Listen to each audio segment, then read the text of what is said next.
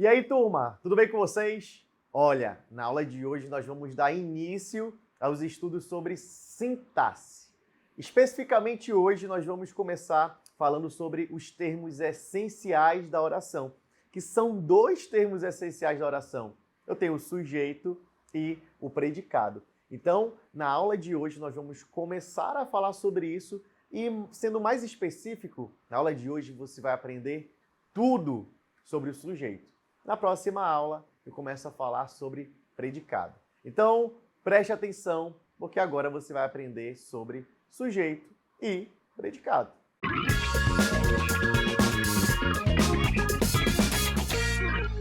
Bom, pessoal, a primeira coisa é você entender o que é um sujeito e o que é um predicado, né?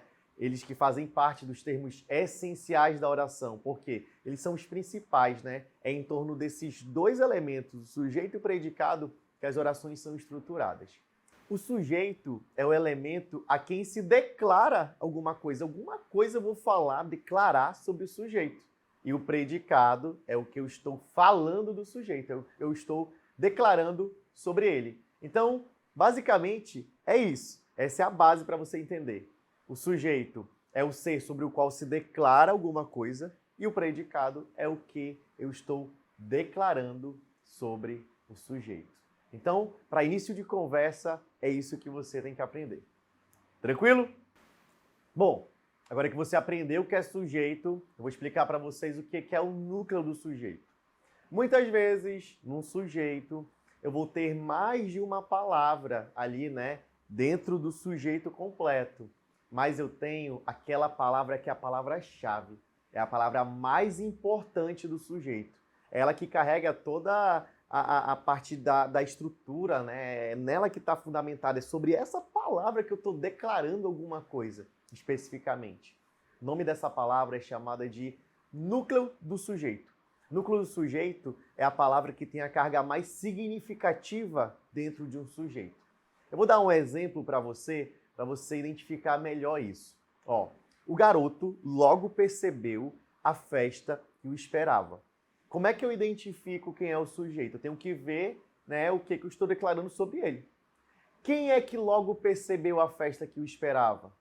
O garoto. Então, o garoto é o meu sujeito. Por quê? O garoto logo percebeu a festa que o esperava. O que eu estou declarando é que ele logo percebeu a festa que o esperava. E foi o garoto que percebeu, né? O garoto é o meu sujeito. Perceberam que esse sujeito eu tenho aí dois elementos? O O e garoto. Qual que é a palavra mais importante dentre essas duas? O O ou o garoto? O garoto, né? A palavra garoto, ela é o núcleo do sujeito. O núcleo do sujeito é a palavra mais significativa, mais importante, ok? Então, garoto é o núcleo do sujeito. O garoto, eu vou ter aí o sujeito completo. Tudo isso que restou aí é o meu predicado, né? Logo percebeu a festa que eu esperava. Então, eu tenho aí o meu predicado. Tranquilo? Bom, pessoal, sabendo dessa base do que é um sujeito, do que é um núcleo do sujeito, a gente vai para os tipos de sujeito, né? Então, classificar os meus sujeitos. Nós vamos falar agora do sujeito determinado, indeterminado e inexistente, tá bom? Dentro do determinado, a gente tem o simples, composto, oculto, tá? Então, só para vocês entenderem sobre o que nós vamos falar a partir de agora. A primeira informação é sobre o sujeito simples. O que é um sujeito simples? É aquele sujeito que tem apenas um núcleo, uma só pessoa, vamos dizer assim, né? Um só núcleo que eu estou falando. Por exemplo, o menino correu na rua. Quem correu na rua? O menino. O núcleo, menino, somente um, né? Diferente de eu falar, o menino e a menina correram. Ó, agora eu tenho dois núcleos. Não teria como ser sujeito simples. E aí vem um sujeito composto. O que é um sujeito composto? O sujeito composto é aquele que tem dois ou mais núcleos. Então eu posso, por exemplo, dizer Cristina, Marina e Bianca fazem balé no Teatro Municipal. Ó, Cristina, Marina e Bianca. Eu tenho três núcleos. Logo, eu tenho um sujeito composto. Sujeito composto, eu posso ter dois ou mais, tá bom? Nosso próximo tipo de sujeito é o sujeito oculto. Sabe aqueles pronomes pessoais que eu uso para conjugar verbos? Eu, tu, ele, nós, vós, eles? Tenho certeza que você já ouviu falar deles, sabe? Então, quando eles não aparecem escritos em uma frase, eu tenho um sujeito oculto. Por exemplo, ó, vou dar um exemplo de quando ele não está oculto. Se eu falar assim, ó, eu esqueci a borracha em casa. Eu esqueci, ó, não está oculto porque o eu apareceu, ó, eu falei eu escrevi eu esqueci. Agora, bora fazer esse eu ficar oculto? Aí eu tenho um sujeito oculto, ó. Esqueci a borracha em casa. Esqueci. Quem foi que esqueceu? Eu. Está oculto a palavra eu. Eu consigo, né, entender, perceber qual é o sujeito que está oculto. O sujeito oculto ele também pode ser chamado de elíptico, desinencial ou implícito. Então são os outros nomes que podem aparecer. O mais conhecido é sujeito oculto.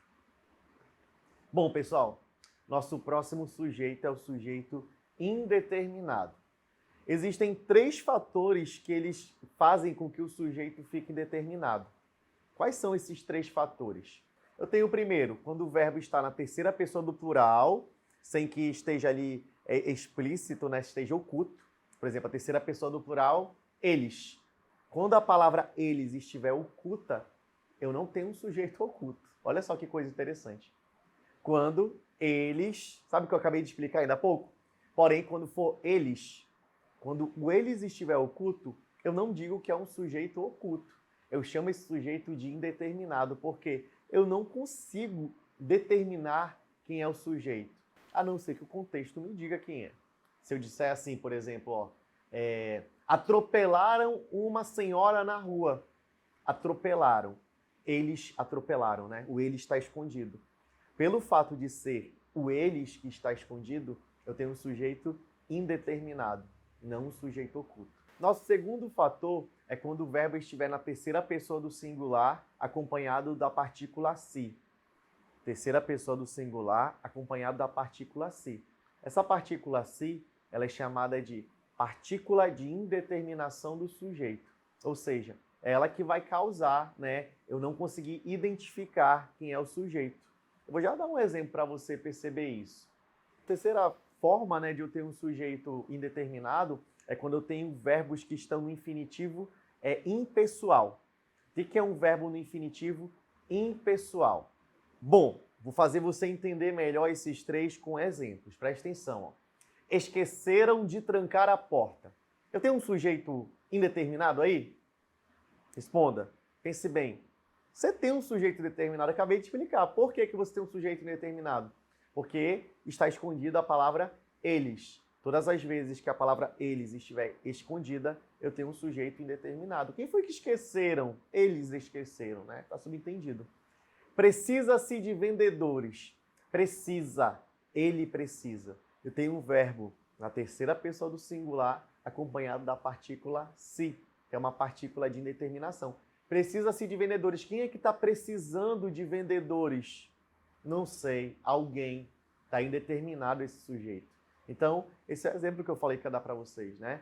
Então, eu tenho aí um sujeito indeterminado.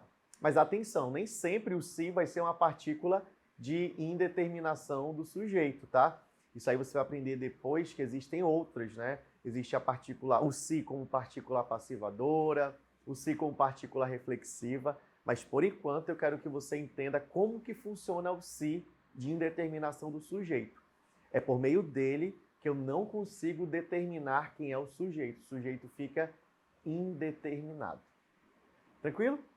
E a terceira forma é quando eu tenho verbos que estão no infinitivo impessoal. O que é um infinitivo impessoal? É quando eu não tenho esse verbo ligado a nenhuma pessoa. A palavra in significa não e pessoal significa pessoa. Não está ligado a pessoas. Por exemplo, se eu disser assim, ó, estudar é muito difícil, certo? Estudar é muito difícil. Quem é que está estudando? Você sabe quem é que está estudando? Não sei quem está estudando, né? Então, estudar é um verbo que está no infinitivo impessoal. Por quê? Porque eu sei que alguém está estudando, eu só não sei quem é. Bom, e para encerrar, a gente fala do sujeito inexistente, também chamado de oração sem sujeito. Percebam, agora sim não tem sujeito, tá bom? Não consigo achar um sujeito nessa oração, não tem mesmo. Não quer dizer que esteja indeterminado, como eu falei anteriormente. Agora, eu não tenho sujeito. E para eu não ter sujeito, eu uso alguns verbos que causam essa inexistência do sujeito. Quais são esses verbos, pessoal? São verbos impessoais também, porém esses verbos eles são muito específicos. Eles indicam fenômenos da natureza, eles indicam tempo decorrido, indicam existência, acontecimento, né? Por exemplo, tem aí o verbo chover, nevar, fazer frio, né? Calor. Tempo decorrido, eu posso usar o verbo ser, fazer. Existência ou acontecimento é o verbo haver. Alguns exemplos para vocês. Eu queria que você olhasse para cá. Essas frases vão estar aparecendo aqui para vocês, vão aparecer aqui para vocês na tela. Então, preste atenção aqui nessas 4 frases para você entender o que é um sujeito inexistente. Ó, nevou o dia todo. Quem foi que nevou? Não tem como eu achar, não tem um sujeito aí. Não precisa de um sujeito nessa frase. É por isso que é uma oração sem sujeito. Ó, um fenômeno da natureza, nevou. Faz 3 anos que estudo nesta escola. O faz está no sentido de tempo decorrido. Quem faz? O que faz? Não tem sujeito. Eu não preciso colocar um sujeito nessa frase. Há muita gente na praia. Ó, o verbo haver aí no existido de existir, né? Existem muitas pessoas, né, na praia. Não tem sujeito. O que existem, né? O que há, né? Então, eu não consigo colocar isso aí como um sujeito, porque o verbo haver, ele está no sentido de existir ou acontecer. Todas as vezes que o verbo haver estiver nesses 2 sentidos, eu não tenho sujeito. Muitas vezes você pode até achar, você consegue imaginar, professor, eu consigo imaginar que tem um sujeito, mas não tem, porque existe uma regra que diz que o verbo haver, no sentido de existir ou acontecer, não vou ter como ter sujeito, não vou ter como colocar um sujeito nessa oração. E a última frase é: na minha família houve um caso parecido, ou seja, aconteceu, ó. Só o fato do verbo haver estar no sentido de acontecer, eu tenho um sujeito inexistente. Simplesmente por conta dessa regra que diz isso. Pessoal, esses são os nossos tipos de sujeito. E na próxima aula nós vamos falar sobre os tipos de predicado. E aí nós encerramos essa parte de termos essenciais da oração. Eu espero que você tenha aprendido. Muito obrigado e até a próxima aula.